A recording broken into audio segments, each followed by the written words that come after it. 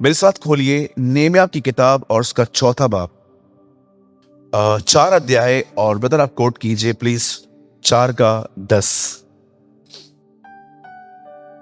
परंतु यहूदी कहने लगे, ढोने वालों का बल घट गया और मिट्टी बहुत पड़ी है, इसलिए शहरपना हमसे नहीं बन सकता। क्या आपके बाइबल में भी ऐसा ही है? आइए सब सामने देखिए और गंभीर हो जाइए अब थोड़े, और कोई किसी से बात न करे, बड़े ध्यान से सुनिए। आप चाहते हो मैं आपको बहुत डिटेल्स में कुछ बातें बताऊं? बड़े ध्यान से सुनिए।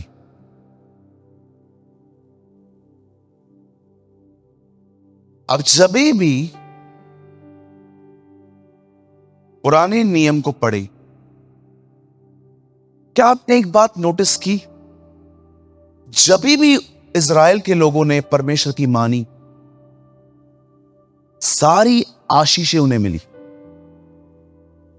पर जब भी उन्होंने खुदा के खिलाफ कुछ किया, सारे कर्सेस भी आए।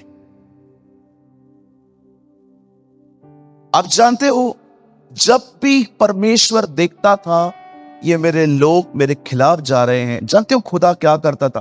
खुदा कभी उन्हें मारने के लिए नीचे नहीं उतरता था, वो सिर्फ अपना हाथ उनके ऊपर से उठाने पर, और खुद अन्य जातियां उनसे लड़ती थी और वो हार जाती।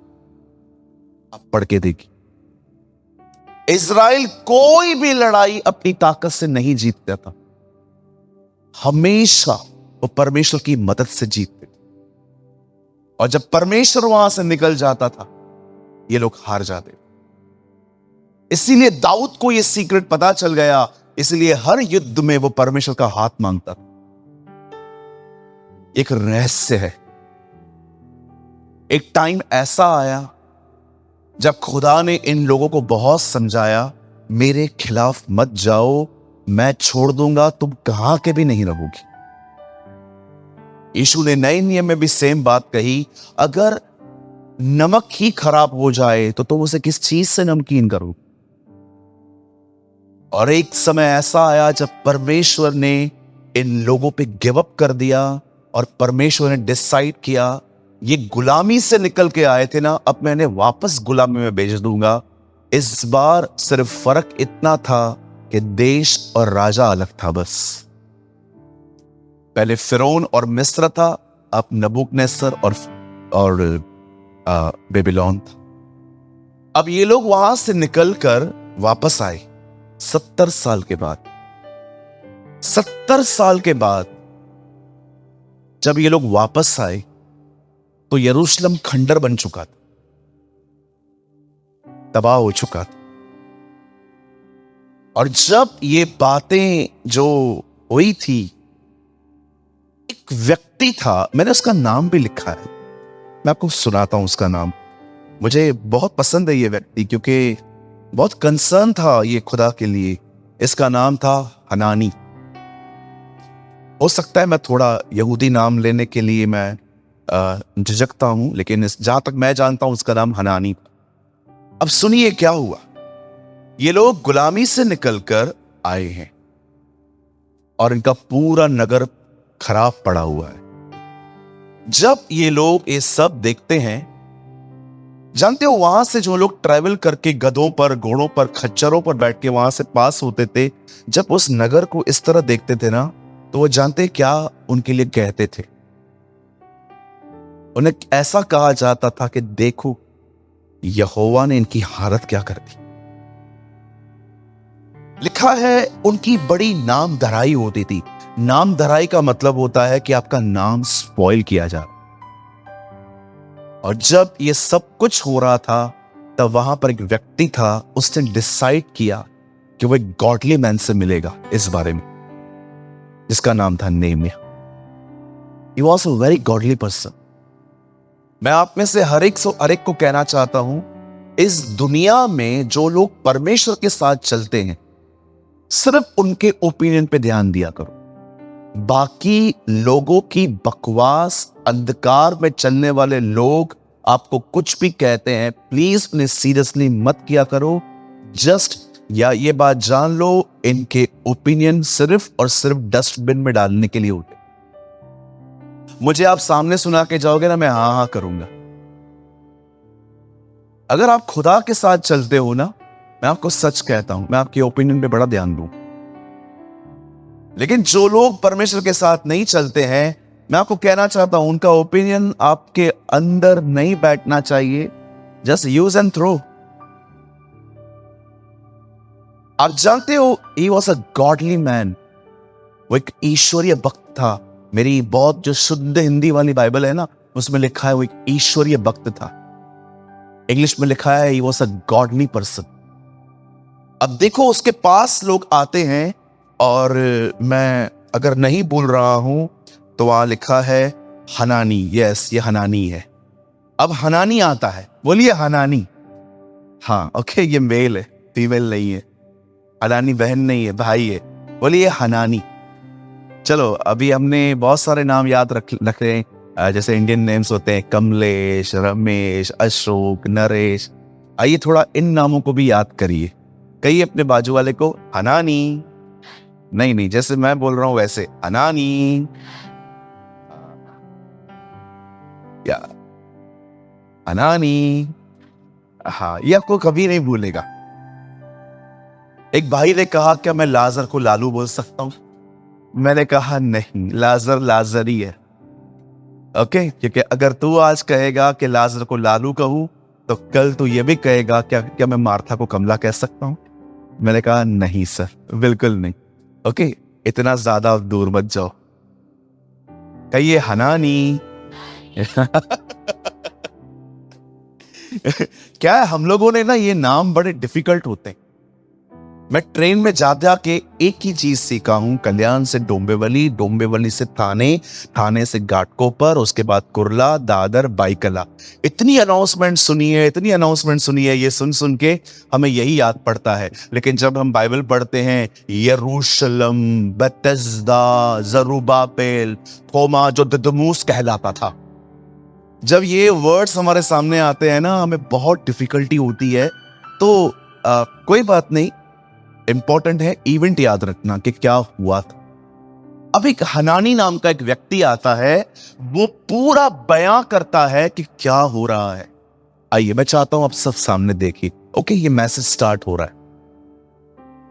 बाइबल बताती है, हनानी नेमिया से मिलता है और वो उसे बताता है। नेमिया पूछता है, क्या हो रहा है, सब ठीक है वतन में? बोलता है, नहीं, कुछ भी ठीक नहीं। क्या हुआ? हम लोग जब से वहां से आए हैं ना, हमारी बड़ी नामधराई होती है। लोग हमारी दीवारों को देख कर के कैसे टूटी पड़ी हुई हैं, बहुत सारी बातें बोलते रहते हैं। आपको पता है, जब ये खबर, जो उसका घर से भी ताल्लुक नहीं रखती थी, आपको मैं बताना चाहता हूं, गवर्नमेंट सर्वेंट है ये, सरकारी नौकरी थी इसकी। और आपको पता है ये कौन था? जो भी लोग दरबार में आते थे ना, वो उनको पानी पिलाता था। बोलता है, मैं राजा का प्याऊ।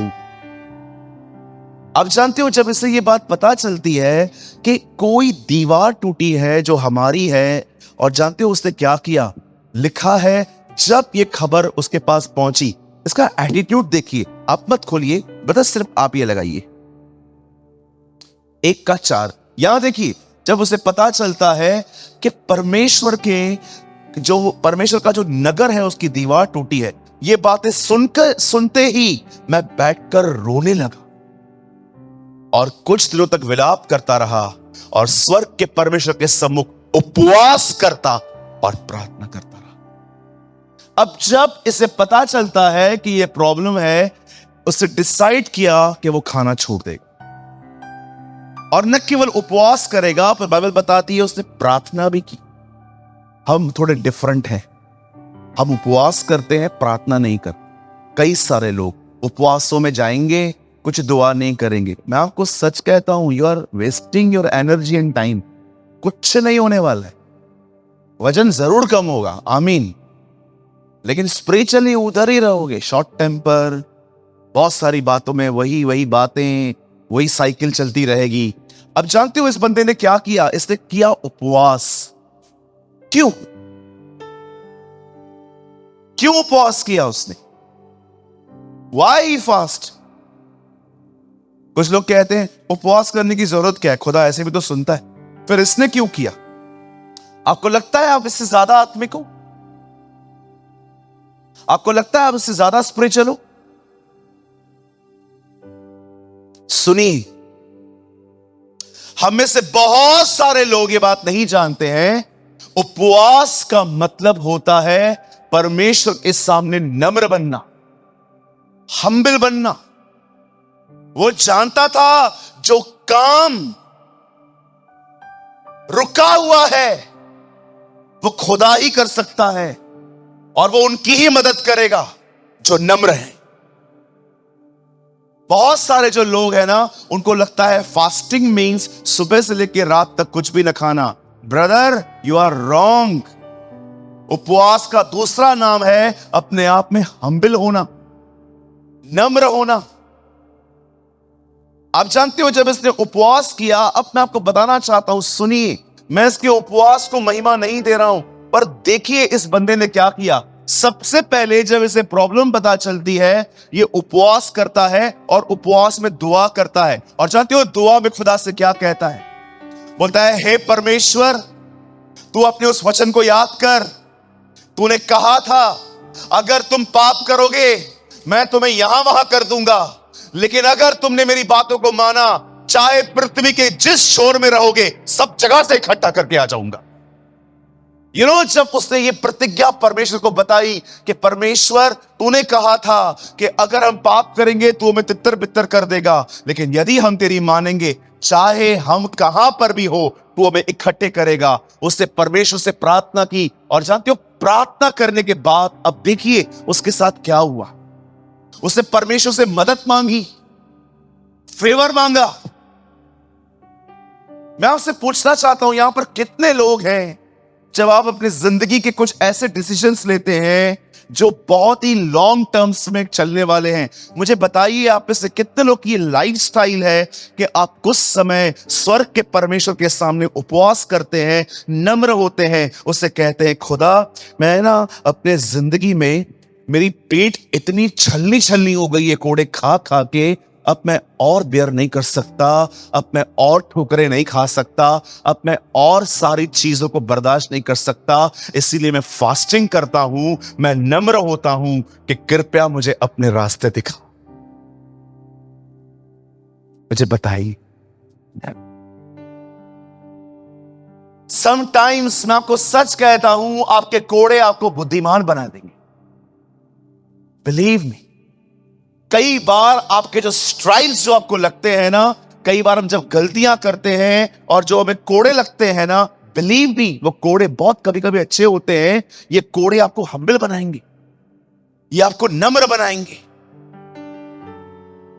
दुख भरी बात तो ये होती है, अगर इन कोड़ों को खाने के बाद भी कोई कुछ न सीखा, आपका पेन भी चला गया ऐसे। कई लोगों को खुदा जंगल में ले जाता है ताकि वो उनको कुछ सिखाए, वो वहां पर भी कुछ लर्न नहीं कर पाते अपनी सफरिंग में से। जानते हो जब परमेश्वर ने इस बंदे की दुआ को सुना, अब क्या हुआ? इसने परमेश्वर के सामने नम्र होकर मदद मांगी, सहायता मांगी। उपवास का दूसरा नाम ही है नम्र होना, हम्बल होना। हम्बल व्यक्ति बॉडी लैंग्वेज से नहीं पहचाना जाता, उसका मन खुदा के सामने बैठ जाता है अगुवाई के लिए। क्या लगता है आपको, हम्बल व्यक्ति सिर्फ बॉडी लैंग्वेज से पता चलता है? मैं आऊं और झुक झुक के आपसे बात करूं, प्रेज द लॉर्ड, ओ मैं तू नहीं आप करके बात करूं, और आप इससे जानोगे कि आई एम हम्बल। हम्बल व्यक्ति जो होता है ना, वो अंदर से खुदा के सामने बैठा हुआ रहता है और उसकी लीड का वेट करता है।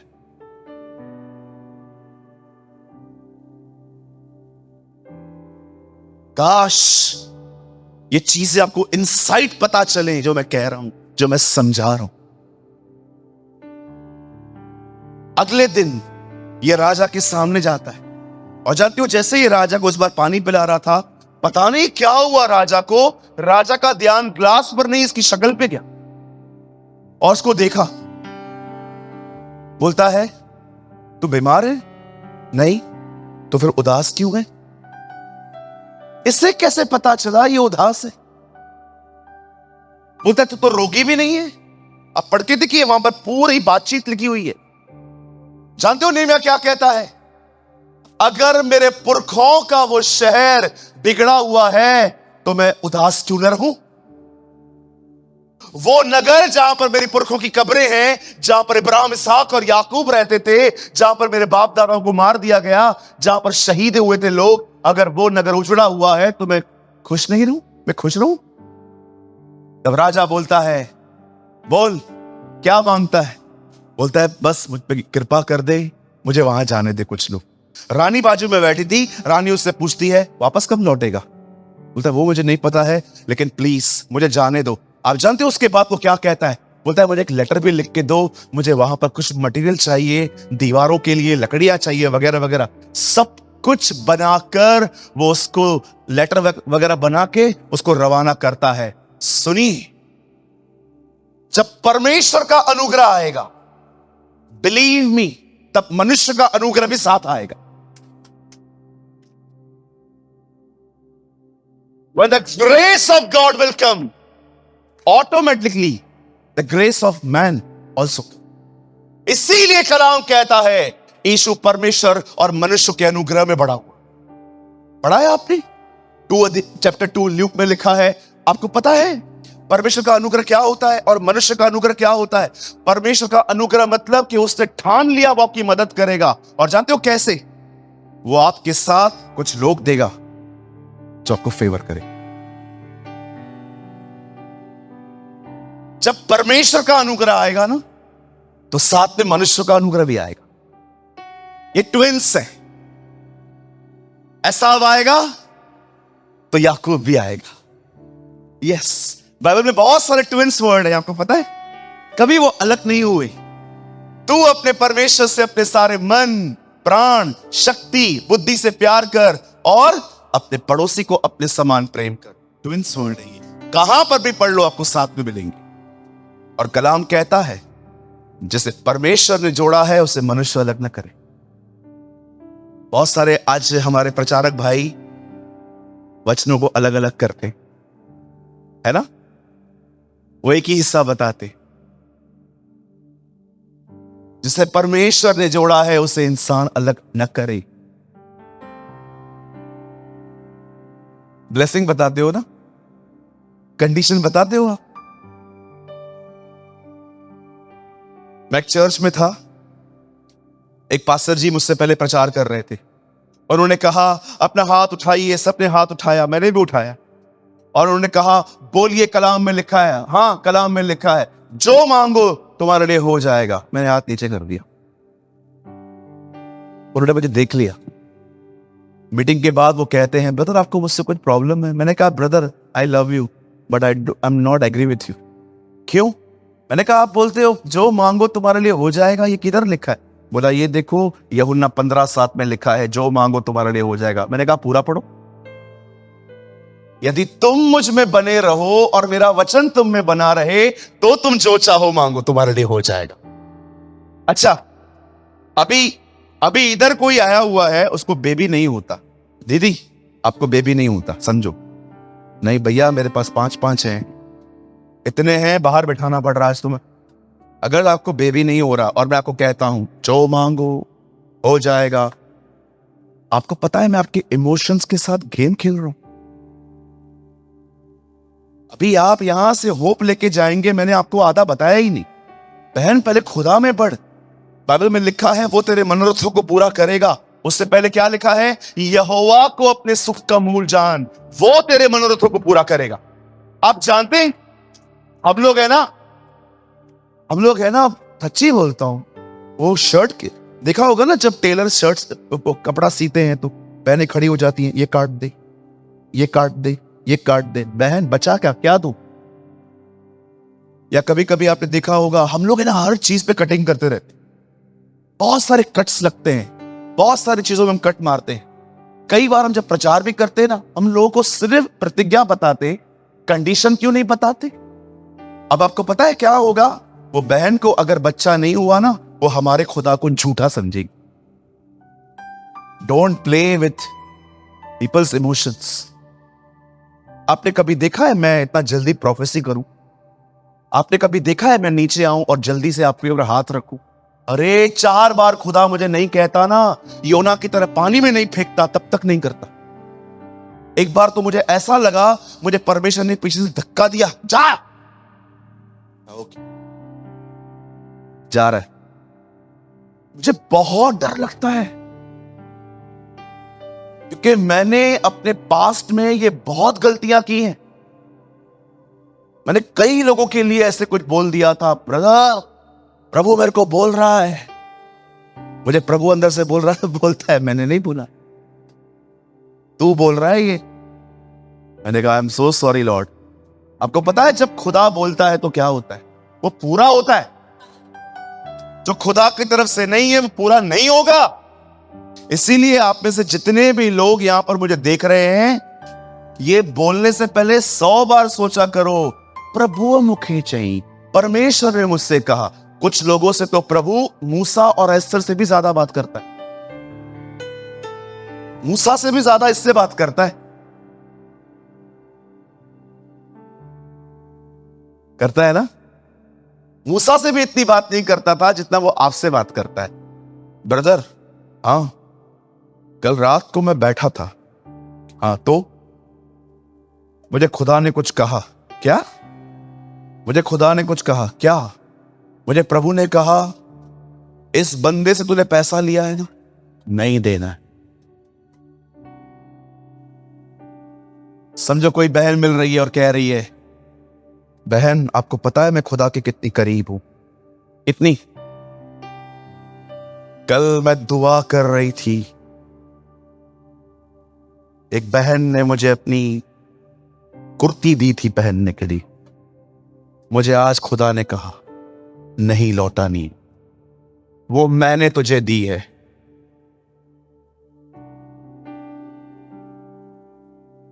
अरे लालचियों, ये खुदा हो सकता है? मैं एक आदमी का किताब लेके आया था पढ़ने के लिए 7 दिन के लिए। 8वें दिन मुझे प्रभु ने कहा वापस लेके आ। मैंने प्रभु से कहा पूरा भी नहीं हुआ है। प्रभु ने कहा तेरी दिक्कत नहीं, जा वापस लेके। फिर मैं उस भाई के पास गया, इंग्लिश अब्रॉड की किताब थी वो। मैंने उसको कहा ब्रदर ये आपकी किताब। मुझे बोलते हैं आपने पढ़ भी ली? मैंने कहा नहीं ब्रदर आप पढ़िए, मैं कभी आपसे लूंगा।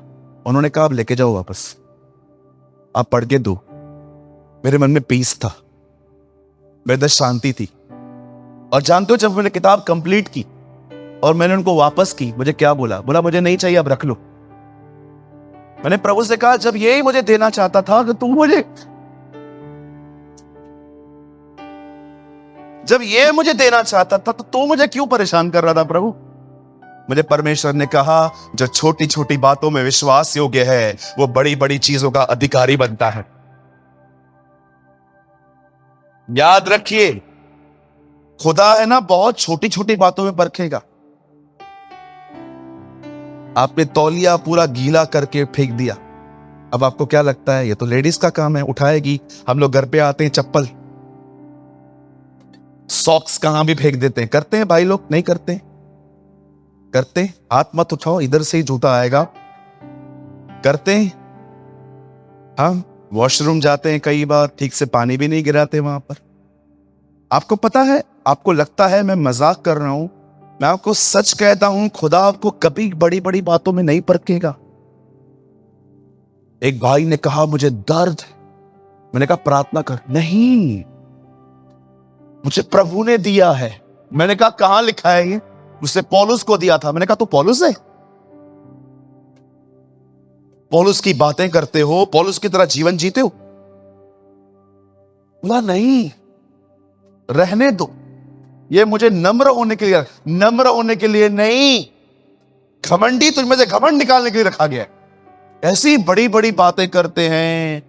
भैया मेरे को है ना, बहनें बोलती हैं प्रभु ने मेरे को 40 दिन उपवास करने के लिए कहा है। 40 दिन वो 40 के 40 दिन उसके साथ रह के देखो, घर पे इतने झगड़े करती है, वो इतना लड़ती है, भूख में लोग उसको बोलते हैं मम्मी खाना बना के दे, मैं खाऊं नहीं, तुम लोग को खिलाती रहूं।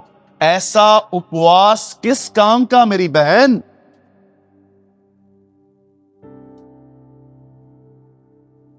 सोचो, गौरंग डिसाइड करे 40 डेज फास्टिंग की, आमीन बोलिए सब। समझो, गौरंग 40 दिन उपवास प्रार्थना करे और वो घर पे आए जॉब से, जैसे नौकरी से आया, आंटी ने उसको बोला तेरा फास्टिंग चालू है ना? हाँ। तूने कुछ खाया है? फास्टिंग में कुछ खाते? आंखें देखो। तू इतना चिड़चिड़ा क्यों है? तू बातें ऐसी करती है। चल ठीक है, एक वक्त का तो खाना खाना है ना, क्या खाएगा बोल? जहर दे दे, खाऊं? वैसे भी कल भाई बोलता है यीशु आने वाला है, मैं आज ही चला जाता हूं। ऐसे उपवास किस काम के, जो इतने चिड़चिड़े होके रखे जाते? किसने कहा आपको? परमेश्वर ने कहा 40 दिन का उपवास, और आपको लगता है वो आपको उपवास करने के लिए कहेगा और आपको ताकत भी नहीं देगा? हमारे प्रभु को आपने देखा और हवा को देखा। हवा बहन को भूख भी नहीं लगी थी, फिर भी नौटंकियां करके खा रही है। लेकिन हमारे खुदा को भूख लगी थी, फिर भी नहीं खा रहा है। जानते हो क्यों?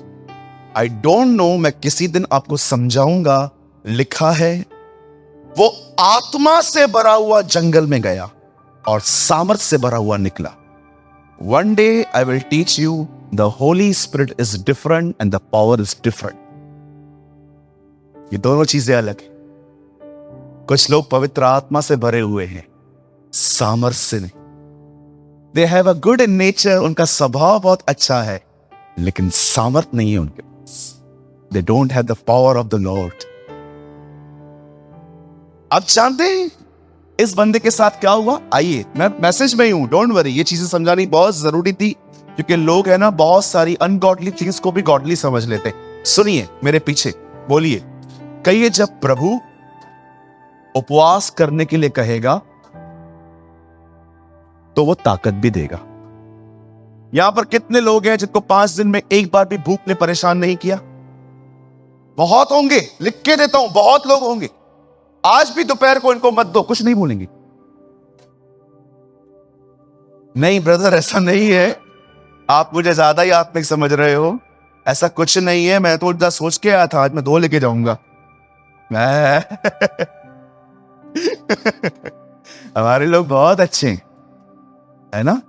काश ये गलतफहमी ना हो। सुनिए, यहां देखिए, यहां देखिए, यहां देखिए। बाइबल बताती है कि जब वो राजा के सामने गया, राजा ने कहा क्या मांगता है बेटा तू? बोलता है मेरे पुरखों का नगर, जहां पर मेरे पुरखों की कब्रें हैं, जहां इब्राहिम, इसहाक और याकूब था, जहां पर यहोशू था, वहां लिखा नहीं है, लेकिन वो कहता है वो नगर जो मेरे पुरखों का था वो खत्म हो चुका है। मैं उदास क्यों ना रहूं? मैं आपसे एक बात पूछना चाहता हूं, मुझे पता है इस बात में अगर यहां पर 6-7 लोग भी इंटरेस्ट लेना, मैं बहुत प्रभु को धन्यवादी हूं। मैं आपसे पूछना चाहता हूं, आपको अपने नगर पे तरस आता है? हाँ, मैं एक होटल में रह रहा था, मीटिंग थी मेरी वहां। ठंड में मेरी होटल के नीचे एक व्यक्ति मर गया। मैं नीचे उतर रहा था प्रचार करने के लिए, एम्बुलेंस एक आदमी को उठा रही थी। 80-85 साल का बूढ़ा व्यक्ति था। मैंने किसी से पूछा क्या हुआ? बोलते हैं रात को ठंड में सो गया, बगैर कुछ पहने हुए, लंग्स में कुछ हो गया, ऑफ हो गया। मैं इतना अपसेट था उस दिन। मैं प्रभु को कह रहा था उसको गॉस्पेल मिला था क्या? मैं आपसे पूछना चाहता हूं, आपको अपने लोगों पे तरस आता है जब आप देखते हो, स्पेशली उन लोगों के लिए जो परमेश्वर को जानते ही नहीं?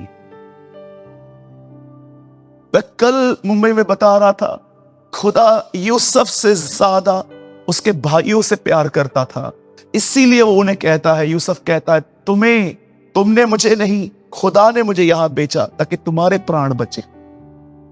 यीशु कहता है मैं एक पेड़ को ढूंढने के लिए मैं 99 को साइड रखता हूं। मैं आपसे पूछना चाहता हूं, जब आप ऐसे अपने अनकन्वर्टेड ऐसे लोगों को जब देखते हैं जो खुदा को नहीं मानते, आपको उनको देख के लगता है यार वो धनवान की हालत हुई थी, क्या ये हालत इनकी भी होगी? क्या ये आने वाले दिनों में, फ्यूचर में पानी के लिए तरसेंगे? आप जानते हो, जब लूत के लिए ऐसा लिखा है, स्टार्टिंग के डेज में वो बहुत स्वार्थी व्यक्ति था। इब्राहिम ने उससे कहा तुझे जो लेना है ले ले। उसे ग्रीन पास्चर्स चुने थे। लेकिन आपको पता है पतरस में क्या लिखा है? अंतिम दिनों में वो चेंज हो गया था। लिखा है अधर्मियों के चाल चलन को देखकर वो अपने मन में पीड़ित होता था, तकलीफ होती थी उससे। वो देखता था ना फॉर्निकेशन, जब ये लड़के लड़कों के साथ गुनाह, लड़कियां लड़कियों के साथ, वो जब ऐसे अननेचुरल सेक्स की बातें सुनता था ना, उसका दिमाग खराब होता था कि ये हो क्या रहा है। क्या मैं आपसे पूछना चाहता हूं, अगर आपके लिस्ट में भी ऐसे लोग रहते हैं जो गे होते हैं, लेस्बियन लड़कियां होती हैं, या कभी कभी आप देखते हैं लोग लिव इन रिलेशनशिप में रह रहे हैं, मैं आपसे पूछना चाहता हूं क्या आपको उनके ऊपर तरस आता है? क्या आपके अंदर आत्माओं को जीतने का बोझ है? कहीं ऐसा तो नहीं है अपनी ही पवित्रता में इतने बिजी हो कि किसी का दुख ही नहीं दिखाई देता? कुछ लोग है ना अपनी प्यूरिफिकेशन में इतना बिजी रहते हैं, सारा दिन सुबह से लेकर रात तक गीत गाते हैं, पवित्र बन पवित्र बन पवित्र बन पवित्र बन पवित्र बन पवित्र बन पवित्र बन पवित्र बन, बी होली बी होली। गाली नहीं निकलनी चाहिए। कभी कभी स्वयं से थोड़ा ध्यान निकालो। देखो आपके कभी कितने लोग हैं यहां पर जाते जाते किसी से पूछ के जाते हैं, दीदी कोई प्रेयर रिक्वेस्ट है आपका, कोई प्रार्थना निवेदन है आपका? बहन आप हंस नहीं रहे हैं आज, सब ठीक है? अगर आपको कंफर्टेबल फील होता है तो मुझे बताइए, मैं दुआ करूंगी। प्रॉमिस हो किसी को नहीं बताऊंगी। किसी को बोलते हैं आप कि खड़े हो जाते हैं, कितने लोग मेरे को प्रेज द लॉर्ड बोलेंगे? हिटलर?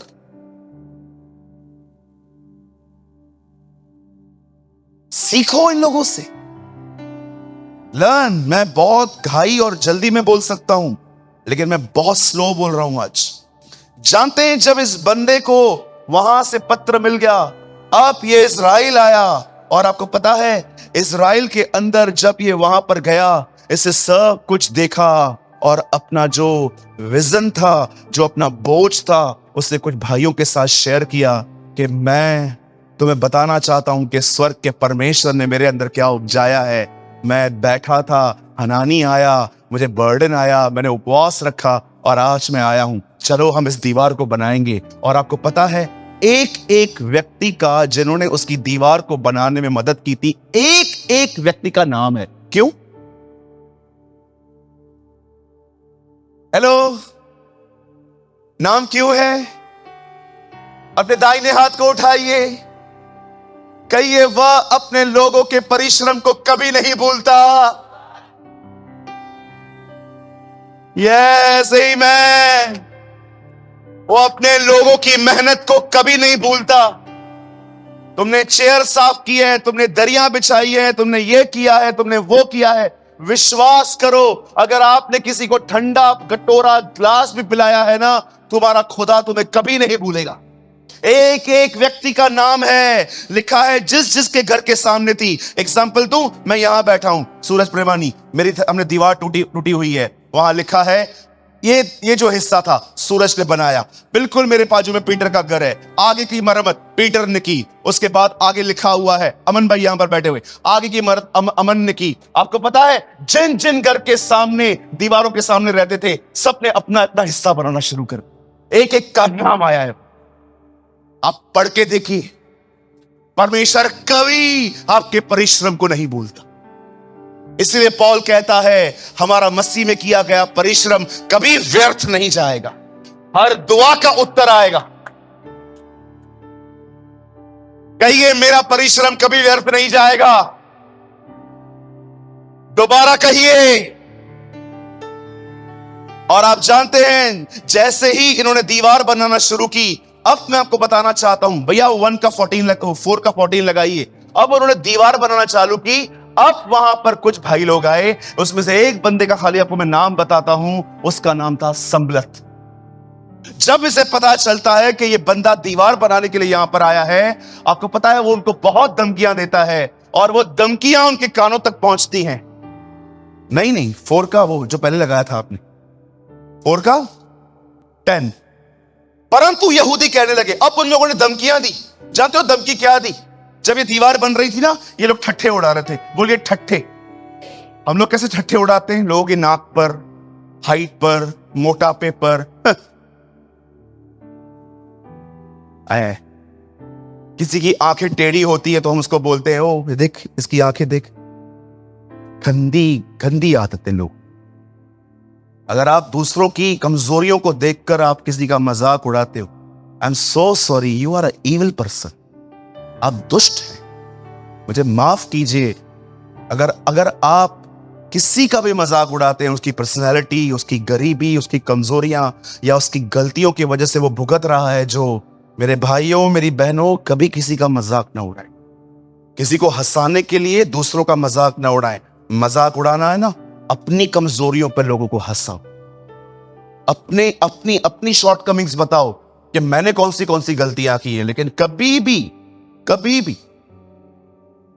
किसी की भी शॉर्टकमिंग्स, किसी भी व्यक्ति ने जिसने कुछ गलतियां की और आज वो भुगत रहा है, और जैसे इन्हें इंग्लिश में कहा गया है मॉकर्स। पढ़ा है आपने पतरस में, अंत के दिनों में हंसी उड़ाने वाले आएंगे। वे कहेंगे, कहां गई उसकी प्रतिज्ञा जो तुम बोलते थे वो आ रहा है, वो आ रहा है, वो आ रहा है, कहां है वो? कभी मौकर मत बनिए। आपको पता नहीं है आप क्या खो दोगे। बहुत सारी चीजें जो आप हंसी हंसी में बोलते हो ना, लोगों के अंदर कड़वाहट लेके आएंगी। ये लोग हंस रहे थे और जानते हो हंसी में क्या बोल दिया इन लोगों ने? दीवार बना रहे हैं ये लोग, और जानते हो हंसी हंसी में क्या बोलते हैं? गीदड़ भी कोई चढ़ जाए तो दीवार गिर जाएगी। ये लिखा है वहां, ढाका लिखा है वहां। धमकियां दे रहे थे वो लोग, मजाक उड़ा रहे थे वो एक दूसरे का। कुछ लोग बहुत पतले होते हैं ना, उनका मजाक उड़ाया जाता है। कुछ लोग बहुत मोटे होते हैं, उनका मजाक उड़ाया जाता है। कभी कभी कुछ लोग बचपन से कुछ कम बुद्धि लेके पैदा होते हैं, कई बार उनका मजाक उड़ाया जाता है। इवन कभी कभी अगर एक व्यक्ति प्रार्थना करता है और अगर आप देख रहे हो कि वो आपको उसकी स्टाइल पसंद नहीं है, एंड यू इनसाइड सारा की तरह, खुदा आएगा इब्राहिम की तरफ, आपसे पूछेगा, तू हंसा था ना? मैंने देखा तू हंसा था, मैं मन में हंसा था। हंसी थी ना वो? हाँ? जानते हो जब ये धमकियां इजराइलियों को सुनाई दी तब क्या हुआ? और यहूदी कहने लगे, दाने वालों का बल घट गया और मिट्टी बहुत पड़ी है, शहरपना नहीं बन सकती। इन लोगों ने काम रोक दिया। यहां देखिए, बताइए काम क्यों बंद हो गया? कहिए क्योंकि लोगों की धमकियों पे ध्यान दिया गया।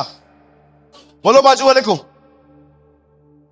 यस, दौड़ने वाले लोग चलना शुरू कर देते हैं जब वो धमकियों पे ध्यान देते, जब वो लोगों की बकवास बातों पे ध्यान देते हैं, जब उन लोगों को लगा कि ये लोग हमें मारने पीटने के लिए आने वाले हैं। लिखा है वे डर गए।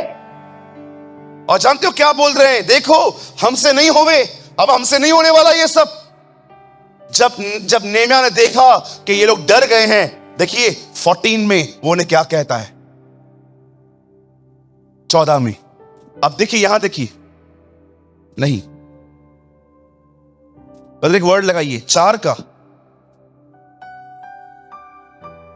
तब मैं देखकर उठा और रईसों और हाकिमों और सब लोगों से कहा, उनसे मत डरो, प्रभु जो महान और भय योग्य है उसी को सिमरण करके अपने भाई बेटों स्त्री पर युद्ध करना। आप जानते हो जब उसने देखा कि इन लोगों को डर ने पकड़ लिया है, वो उन्हें कहता है, सुनो, अपने परमेश्वर को जो महान है और भय योग्य है उसको याद करो, उसी को याद करो। योना, भैया एक वर्ड लगाइए, योना। यहां देखिए सब, योना का 2 अध्याय उसका 7वां वचन। देखिए योना अपनी दुआओं में क्या कहता है परमेश्वर से। जोना 2:7 यहां देखिए,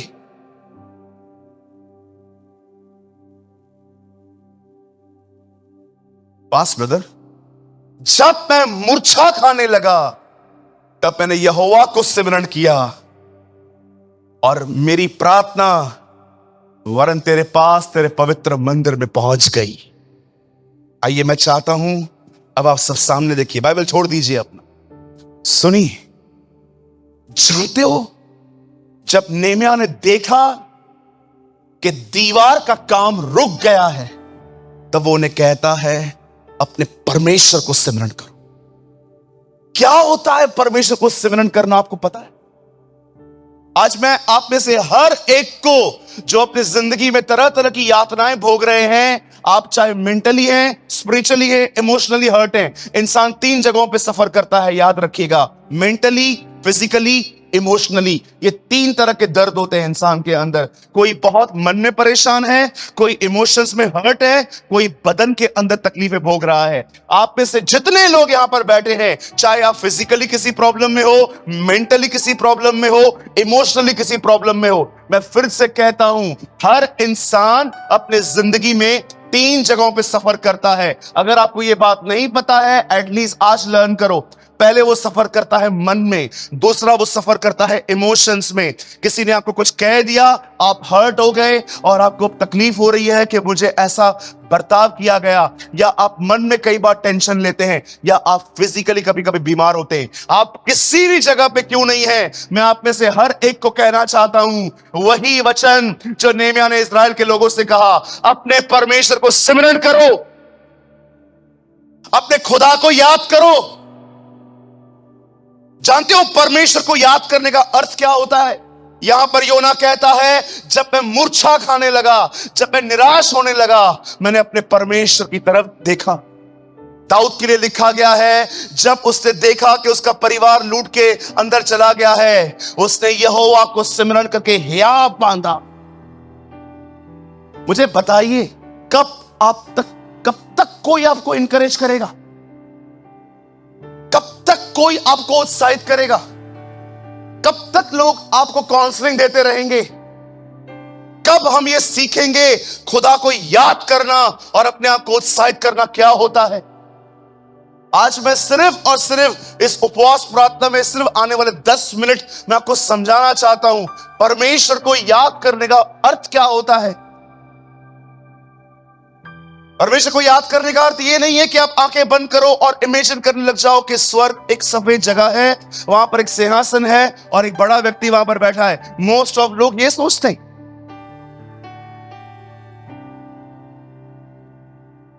कभी कभी लोग Passion of the Christ movie सुन लेते, गीतों के समय वो इमेजिन करते, ओ यीशु ने मेरे लिए मरा, लेकिन ये इससे बढ़कर है। जानते हो उसने क्या कहा? 14 लगाइए ब्रदर, फास्ट। वो यहां कहता है, तब मैंने उनसे कहा, डरो मत, प्रभु जो महान और भय योग्य है उसी को याद करो। आपको पता है इसके बाद क्या हुआ? कलाम कहता है यह काम फिर से शुरू हो गया और पूरा भी हुआ। लेकिन उससे क्या कहा गया? खुदा को याद करो। अब सुनिए, परमेश्वर को सिमरन करने का अर्थ क्या होता है।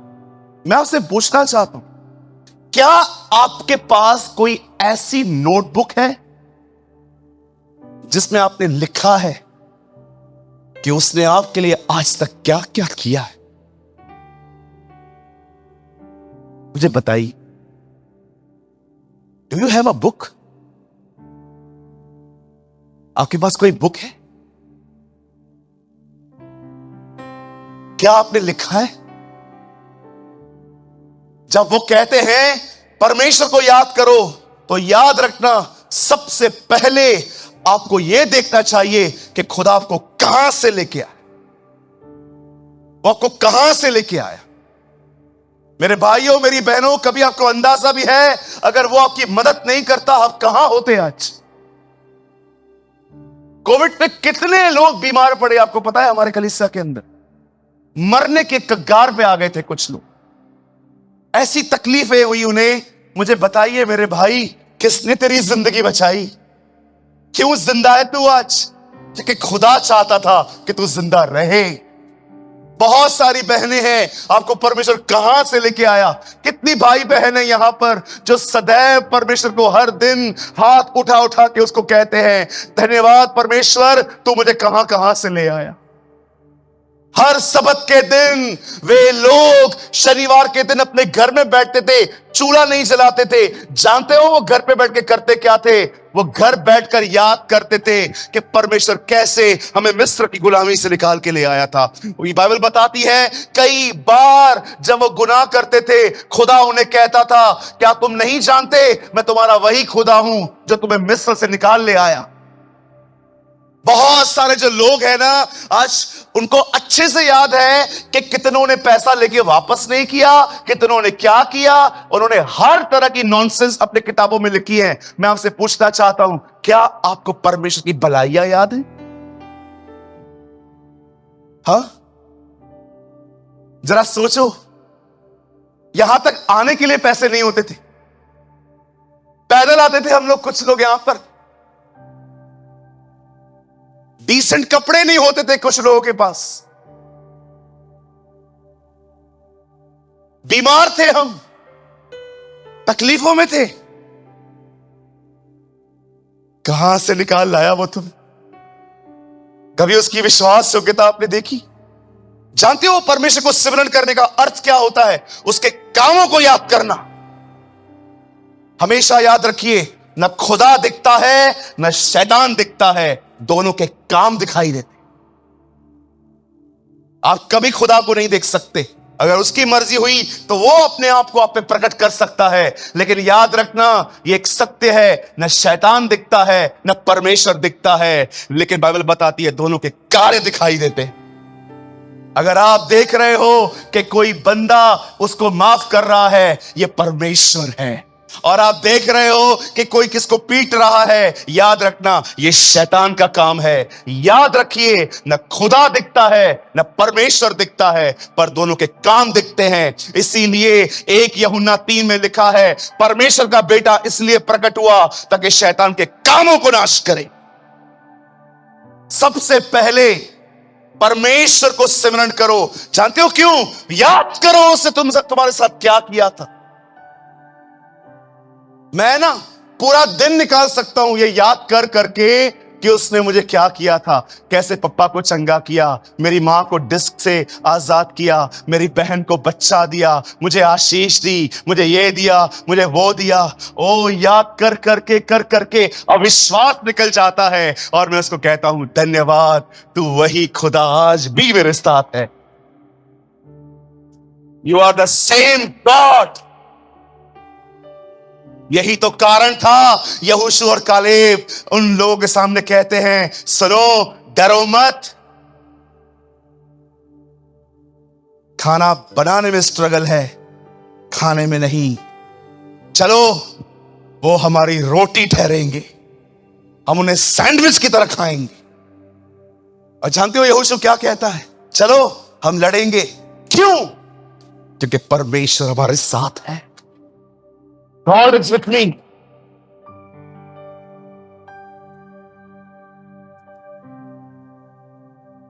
जानते हो परमेश्वर को और कैसे याद किया जाता है?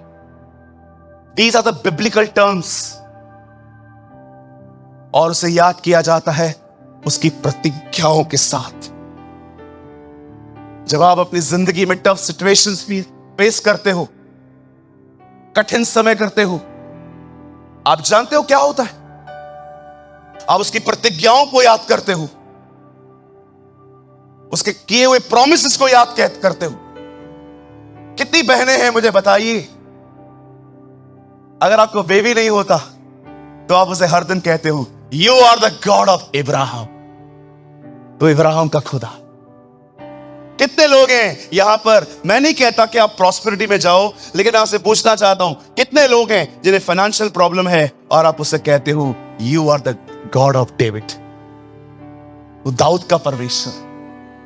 कितने लोग हैं यहां पर मुझे बताइए, जब आप अकेला फील करते हैं आप उससे कहते हैं, तो वही है जिसने आदम के लिए सहायक बनाई, उसका नाम था हवा, और तूने पवित्र आत्मा को सहायक कहा, मुझे भर दे अपने आप से।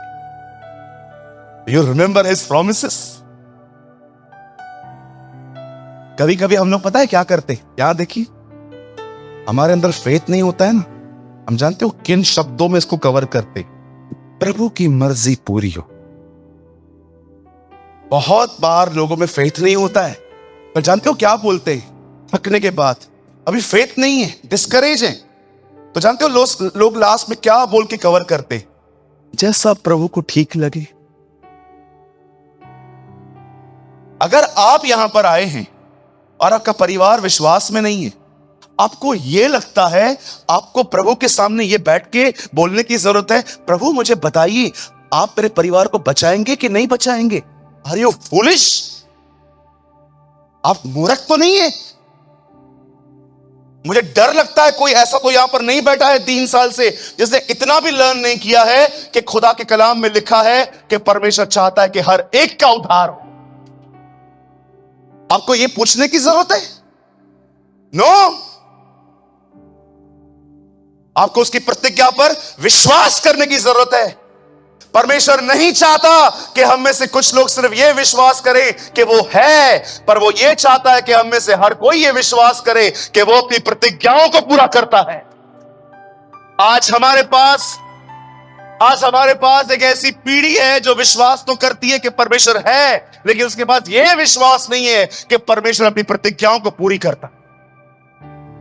आप जानते हो इन लोगों में डर आ गया, तब उन्हें कहा गया याद करो अपने परमेश्वर को। इन लोगों ने इमेजिन नहीं किया ओ स्वर्ग में एक व्हाइट ग्लोरी है, वहां सिंहासन पर कोई बैठा है। ये तो सिर्फ आपको इमोशनल कर सकता है कुछ सेकंड्स के लिए। आपको पता है इससे अगर आप यहां पर बैठे हो और आपको मैं कहता हूं परमेश्वर को याद करो, कैसे करोगे मुझे बताओ? 7 मिनट करो, याद करो।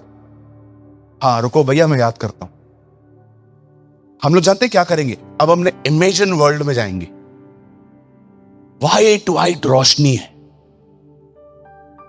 सफेद सफेद रोशनी है, उधर एक बहुत बड़ा सिंहासन है, उस पे कोई बैठा हुआ है और हम उसको याद कर लिया। बाइबल में लोग उसे ऐसे याद नहीं करते थे। बाइबल में उसके कार्य याद किए जाते थे, बाइबल में उसकी प्रतिज्ञाएं याद की जाती थी, बाइबल में उसकी भलाइयां याद की जाती थी। मेरे भाइयों मेरी बहनों, आइए अपने मन से बाहर आइए और बिब्लिकल टर्म्स पे परमेश्वर को याद करना सीखिए। जानते हो आगे क्या हुआ? बाइबल बताती है दीवार बनी। अब मैं अपने संदेश के आखिरी 5 मिनट आपको कुछ उपवास के बारे में समझाना चाहता हूं। यहां देखिए, राजा मान गया, लोग मान गए, धमकियां आई, उसके बाद भी काम हुआ। हर जगह पे ये बंदा धमकियां सुनने के बाद उन्हें आंसर नहीं करता था, सीधा परमेश्वर के पास जाके उनकी धमकियों को लेके जाता था और उनको कहता था ये देख और इनके अपराध को माफ मत। आप पढ़ के देखिए, नेमिया उनकी धमकियां खुदा को देता था और ये लोग जब आते थे ए काम बंद कर, तब वो एक ही बात कहता था, स्वर्ग का परमेश्वर हमारे कामों को सफल करेगा। आप बिलीव कीजिए, हमारे चर्च में एक भाई है, वो कहते हैं मेरी वाइफ सबसे ज्यादा मेरे सामने रोती रहती है, कुछ ठीक नहीं हो रहा, हमेशा रोती रहती है। तो मैंने उनसे पूछा भैया आप क्या करते हो? वो बोलता है ये मेरे सामने रोती है, मैं उसके सामने रोता हूं और मैं क्या करूं? बोला मेरी वाइफ मेरे सामने रोती है, मैं प्रभु के सामने रोता हूं। प्रभु इसका रोना, इसके आंसू लेके जाता हूं, प्रभु ले। आपको पता है नेमिया को जब भी धमकी मिलती थी वो क्या करता था? सीधा प्रभु के पास जाता था और उनको कहता था डील देम, टांग तोड़, हाथ तोड़, जो तोड़ना है तोड़, मुझे परेशान क्यों किया जा रहा है? और हम क्या अपना काम कर रहे हैं? What a man of God. कितने लोग हैं मुझे बताइए, लोगों के शब्दों को दिल में नहीं रख के लेते हैं, उसके पास लेके जाते हैं। देख इन्हें देख, व्हाट अ प्रिंसिपल। बहुत सारे लोग मार्था की कंप्लेन करते हो ना, मार्था ऐसी थी वैसी थी, उसमें एक ऐसी बात थी जो आजकल की बहनों में दिखाई नहीं देती है। बताऊं क्या? कई अपने पास वाले को उसने मरियम की कंप्लेन सही व्यक्ति को दी।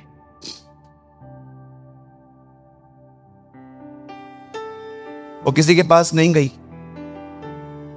क्या हुआ? वो देख रही है, she is my sister, lazy. क्या हुआ? 5 घंटे से खड़ी हूं, टमाटर खुद काटे, शिमला मिर्ची खुद ही काटी, कांदा काटा, पाव भी खुद ही लेके आई हूं। पाव भाजी मसाला नहीं मिल रहा था, दूर से जाके लेके आई हूं कि मैं ईशु को खिला सकूं।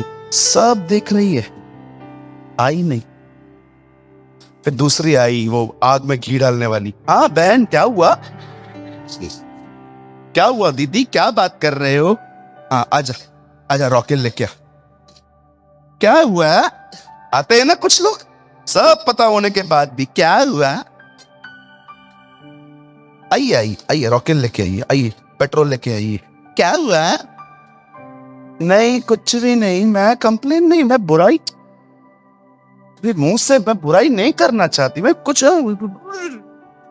ओ सो स्पिरिचुअल, बहुत आत्मिक होते हैं ये लोग। उसके बाद क्या क्या हुआ? नहीं मैं बता रही थी, यीशु आया है, पाव भाजी बना के मैं सोचा मैं खिलाऊंगी उसे, तो पाव भी खुद ही लेकर आई, पाव भाजी मसाला भी नहीं मिल रहा था। और उसके बाद वो तीसरी आई, इनकी गुरु, इन्होंने इसने टीच किया इन्हें ये सब करने के लिए। वो आई, क्या हुआ? ये इसका एटीट्यूड थोड़ा अलग ही होता है, ये गुंडी है। अब ये आई, क्या हुआ? बोलो ना क्या हुआ? नहीं कुछ भी नहीं, हम तो जनरली बात कर रहे थे, वो बैठी हुई है। अरे सुधरो, आग में घी डालने वालों, तुम लोग क्या हंस रहे हो? तुम भी करते हो ये सब। जानते हो जब मरियम ने देखा, मरियम बैठी थी, जब ये मार्था को पसंद नहीं था, एक्चुअली गलत मार्था थी, वो आके यीशु को क्या कहती है? प्रभु आपको चिंता नहीं है? ये देखो इंसान खुदा को बोलता है तू भी चिंता कर। तू क्यों ऐसे बैठा हुआ है? कभी कभी हम लोग परेशान होते हैं। सोचो बहनों, आप जब परेशान होते हो और आपका पति जैसे ही वॉशरूम से निकलता है, उसके अंदर हेडफोन्स है और आप परेशान पसीने में, और वो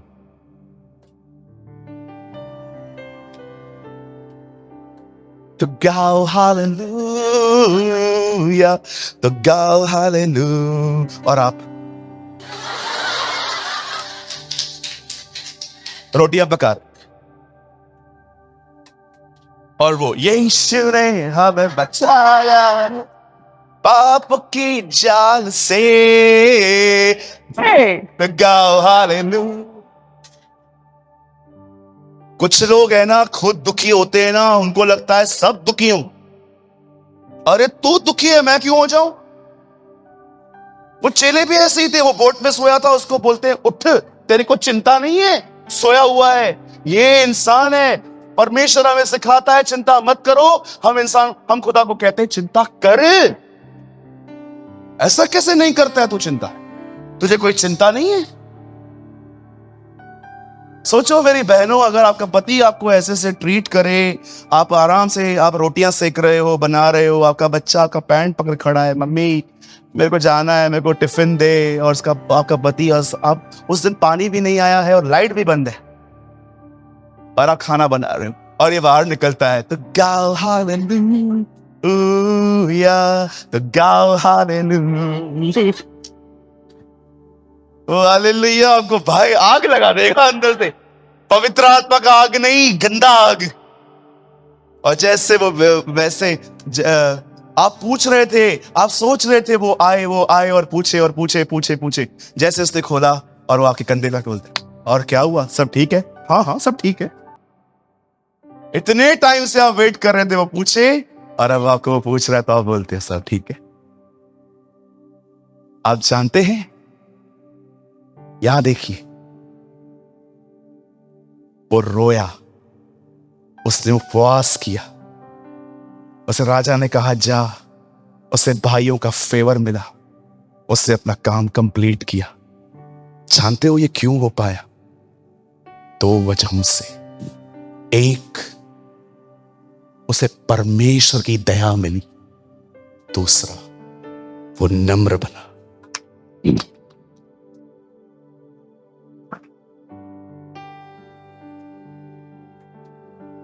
was humble. How? Through fasting. जब परमेश्वर ने देखा इस बंदे को पता है खाने के बगैर जिंदगी नहीं चलती, इसे खाना साइड में कर दिया, साइड में रख के सिंसियरिटी शो की कि प्रभु खाने से ज्यादा इस समय आप इंपॉर्टेंट हो, आपकी मदद इंपॉर्टेंट है। जब वो इस तरह नम्र हुआ, परमेश्वर ने कहा इस आदमी को हर जगह फेवर करेंगे। ये मत सोचना कि उपवास सिर्फ खाना छोड़ना होता है। उपवास का मतलब होता है अपने तौर तरीकों से भी पश्चाताप करो। प्रभु मैं अपने तरीकों से कुछ नहीं करना चाहता, हेल्प मी। आपको पता है मेरी इच्छा क्या है? ये मेरे लिए है, प्रभु मेरा गवाह है। मैं आपके सामने कहता, परमेश्वर मुझे अनुग्रह दे कि मैं जब तक जिंदा हूं उपवास में लीव। मैं उपवास को महिमा या उपवास को परमेश्वर की जगह नहीं दे रहा हूं, पर अगर मेरा उपवास मुझे खुदा के इतने करीब ले जाए, मैं भूखा रहने के लिए तैयार हूं।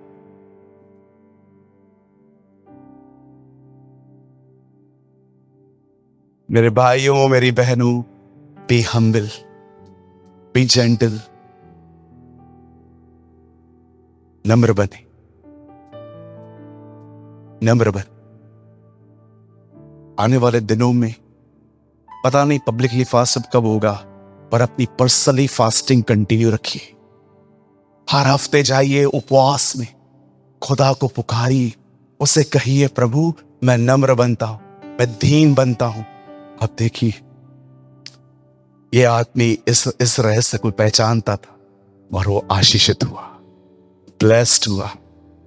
यीशु ने कहा जब तुम प्रार्थना करो सर पे तेल मलो। ओ जब तुम प्रार्थना करो पवित्र आत्मा से भर जाओ। तेल कौन है? पवित्र आत्मा, होली स्पिरिट। आमीन। तो कितने लोग आज ये निर्णय ले रहे हैं? अब हाथ मत उठाओ, अंदर से हाथ उठाओ, आज खुदा को दिखाओ। आज कितने लोग हैं यहां पर जो निर्णय ले रहे हैं एटलीस्ट वीक में एक दिन तो आप फास्ट करेंगे? हाथ मत उठाइए, खुदा के सामने अपनी वाचा बांध। तब मैंने देखकर उठा और रईसों और हाकिमों और सब लोगों से कहा उनसे मत डरो, प्रभु जो महान और भय योग्य है उसी को सिमरन करके अपने भाई, बेटों, बेटियों, स्त्रियों और घरों के लिए युद्ध करना। क्यों उसे याद करें? क्योंकि वो सेनाओं का यहोवा है। He is a God of armies। आपकी ताकत आपका उपवास नहीं, आपकी ताकत आपका परमेश्वर है।